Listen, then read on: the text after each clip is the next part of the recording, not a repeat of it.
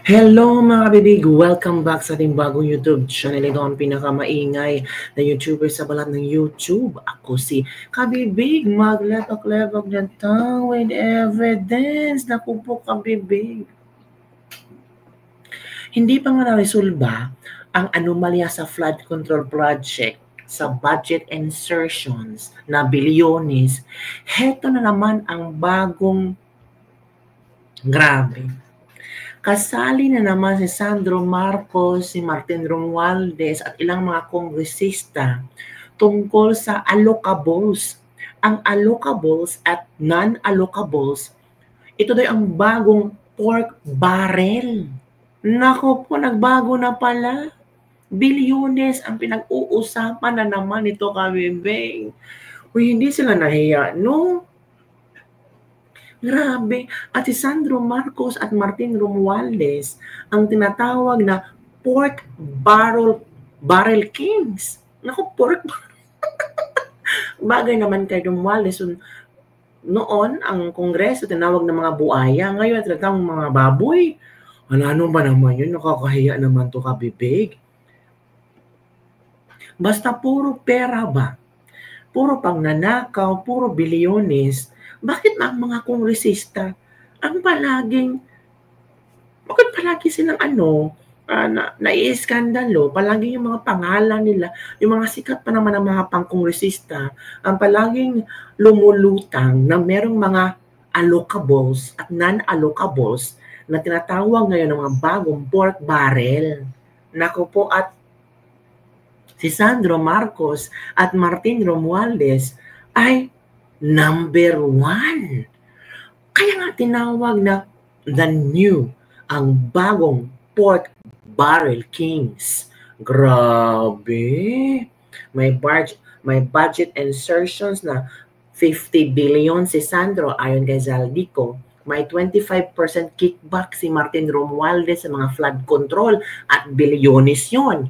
Tapos ngayon, pork barrel na naman, mga allocables and non-allocables na naman. Ay naku, parang mayayabag-yabang, sumakit ang ulo ko, bibig. Ito, kabibig ha, baka sabihin nyo naman na joke-joke ako.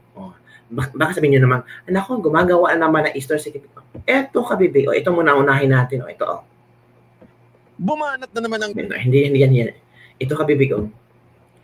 From PCIG, Philippine Center for Investigative Journalism. Ito na. Allocables are the new pork, and Sandro Marcos and Martin Romualdez are the pork barrel kings. Paano yan? In this report, we unlock the mystery of allocable funds, the secret formula. Ay, naku, grabe. Secret formula pala to, kabibig. Naku, the secret formula. The secret formula that no one understands, and the machinations behind the supposedly non-allocable items in the national budget. Nako. Ito, basahin natin ha. The Supreme Court may have ruled pork barrel unconstitutional, yet pork lives on a new forms. Sabi ng Korte Suprema, unconstitutional ang pork barrel. Pero binago ang pangalan, ginawang allocables and non-allocables. District congressmen continue to receive automatic pork from Department of Public Works and Highways through so-called allocables. Since 2023, the bulk of these funds have gone to relatives of President Marcos, raising questions about fairness and political influence.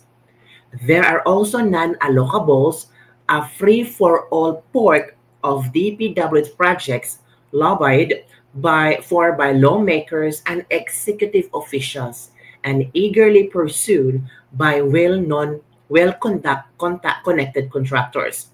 A controversial BBM parametric formula is said to determine how allocables are computed. Wow! Merong BBM parametric formula na gagamitin nila kung paano daw i-distribute ang allocables. Paano kukumputin ang allocables? Wow, grabe ha. bagong math formula, BBM parametric formula. Insiders say only former DPWH official Maria Catalina Cabral fully understands it. Even after the flood control controversy exploded, Congress proposed 2026 budget still keeps allocables, just no longer for flood control. Hala ka, bago na naman to. Naku, nakakaya. Ito, ano ba ang allocables? Ito. Ano ang allocable fund? Ang allocable fund, isa ka pre-allocated budget para sa isang distrito sa kongresista kahit na wala pang particular na proyekto. Ang kongresista, the congressmen or women will choose kung ano ang kanyang proyekto na gagawin sa kanyang distrito. Ito ay natawag na pork barrel. Allocables and district congressman's pork were allocated lodged in the National Expenditure Program or the President's budget. It was determined by former Deputy Secretary Maria Catalina Cabral. Ano ang non-allocable? Ang non-allocable ay isang pondo para sa mga proyekto, gobyerno national, para yung sa national highways, dalago ng mga infrastructure projects para sa flood control. Reward sa mga kaalyado, sa mga liderato sa Kongreso, kung saan magamit sa kongresista at iba pang pamaagi. Yung allocable ay sa President's budget. Allocated sa every kongresista na walay clear na proyekto. Diba? So, ang kongresista ang pipili kung ano ang kayang gagawing proyekto. Kung meron siya gagawing proyekto, okay. Kung wala, pwede rin. Ang non-allocables, ito ay pondo na galing sa gobyerno na kailangan talaga na merong proyektong makikita. Are actively pursued by contractors. Among all district engineering officer, Mindoro Oriental Occidental got the highest shares of this allocation. So ito pa tawag na non-allocables. Ito na. Ito nakabibig. So napag-usapan ito. From 2023 to 2025, Congress moved billions in allocable funds through a secret formula. Highest share, Sandro Marcos, Martin Romualdez. POV1, the new pork barrel. Basahin natin para klaro. Grabe, no? Grabe talaga. Outsized amounts to favored lawmakers. Fund distribution lacks transparency. Single undersecretary control secret formula. Small district receiving mega allocation. POV2, not illegal. Congress have power over budgeting. Influence on national budget is allowed. Allocables are different from PDAF, justified through priority project and infrastructures. Ito pala yung may mga pinakamalaking allocables. Tingnan natin yung mga allocables nila. Ito nakabibig. Ito ba yun? Sa to? Sa Cebu. Naku, allocable sa Cebu. Grabe, malaki yung mga allocables. Bumanat na naman. Hanapin natin Pero tingnan natin itong news na ito. Okay. Kita sa news na ito. Nabunyag sa isang investigasyon ang bilyon-bilyon na allocables na napupunta sa mga distrito ni Ilocos Norte 1st District Representative Sandro Marcos at dating House Speaker Martin Romualdez. Ang allocables ay bahagi ng Department of Public Works and Highways o DPWH budget na dapat sanang nakabase sa Planning at Infrastructure Master Plan para sa distritong nasasakupan ng isang kongresista. Ngunit ayon sa naturang investigasyon, ito raw ay discretionary, politically driven at nagiging bagong anyo ng pork barrel. Mula 2023 hanggang 2025, halos 1.2 trillion ang naipamahaging allocables. Pinakamalaki rito napunta kay Ilocos Norte 1st District Representative Sandro Marcos na umabot sa 15.8 billion pesos. Kasunod naman si Leyte 1st District Representative Martin Romualdez na may 14.4 billion pesos. Uy, laki naman! So, 2023-2025, 1.2 trillion na ang allocables. 15.8 billion kay Sandro Marcos. 14.4 billion kay Martin Romualdez. Uy, grabe naman yung mga allocables ninyo. Ito ang pinakamataas sa buong Kongreso. Mas kapansin-pansin rin na mas malaki pang nakuhang pondo ng Ilocos Norte 1st District na may 320,000 na populasyon kumpara sa mga distritong may milyon-milyong residente. Ang allocables ngayon ay tinuturing na automatic DPWH pork barrel dahil nakapaloob ito sa National Expenditure Program o President's Budget kahit idineklara na ng Korte Suprema na unconstitutional ang pork barrel noong 2013 pa. Sa sistemang ito, executive ang nakatakda o nagtatakda ng kabuuang halaga habang mga kongresista pa rin ang nagdedesisyon kung saan ito ilalagay. Ginagamit umano dito ang tinatawag na BBM parametric formula na ayon sa ibang ulat ay tanging si dating DPWH Undersecretary Maria Catalina Cabral lamang ang nakakaintindi at siya ring lumikha. Ito rin daw umano ang naging basehan ng DPWH budget mula pa 2023. Kahulugan daw nito ay baselined, balanced, and managed. Nakapareho rin ang initials ng Pangulo. BBM parametric formula? Iba ha? May BBM parametric formula pala. Ano yun? O, BBM parametric formula. Tanging si Cabral lang ang alam kung paano to gagawin. Hala, mga mathematician pala to, mga kabibi. Pasapera, ang galing-galing gumawa ng formula. Dahil sa kakulangan ng transparency, lumalakas ang hinalang ginagamit ang allocables hindi para sa tunay na pangangailangan ng distrito, kundi bilang pampulitikang pondo sa ilalim ng Administrasyong Marcos. Hala. Yun, kabibig. Nakita nyo na ha, ang mga allocables. Shocking naman ang revelation na ito. Naku, kabibig, ano ang inyong komento hinggil di?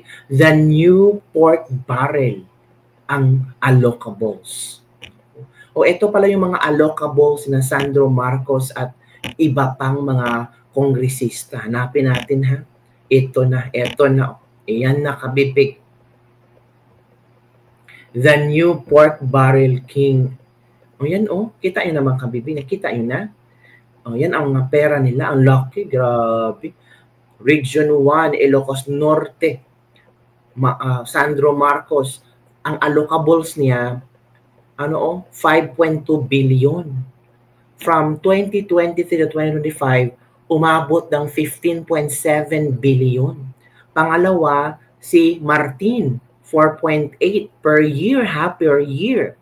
Umabot ng 14.4. So ang taas ka, Sandro, 5.2 billion per year ang kanyang allocables. Kang Martin, 4.8. Sumunod si Ricardo S. Cruz, na 3.5 billion allocables. Per year yan ha. Jose Maria Zubiri sa Bukidnon, halaka. 3 billion per year. Adrian Michael Ayan Amatong sa Zamboanga, 3 billion per year. Luisa Lauren Quaresima from Nueva Vizcaya, 3 billion per year. Vincent J. Garcia, Davao City 2nd District, halaka. 2.8 billion per year. Agusan del Sur, 2nd District, Adolf Edward G. Plaza, 2.8 billion per year. Abra Lone District, Minchi Bernos, 2.7 billion. Region 7, Cebu 1st District, Ria Megullias, 2.7 billion per year. Sarangani, Steve Sisolon, 2.7 billion. Antonio T. Albano, 2.7 billion. Rodi S. Kaugdan, 2.7.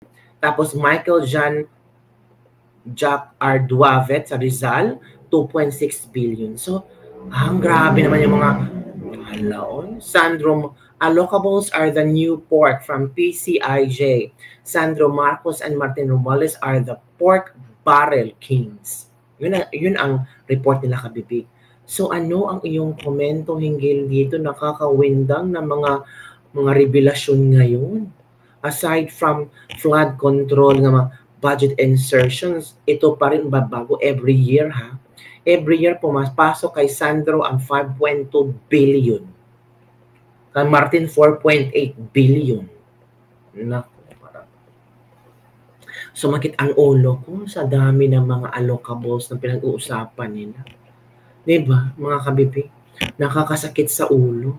So ano ang iyong komento hinggil dito mga kabibig? Don't forget to like, subscribe, and share this video para sa mga latest trending news na ating pag-usap-usapan. Grabe, bilyones na pera.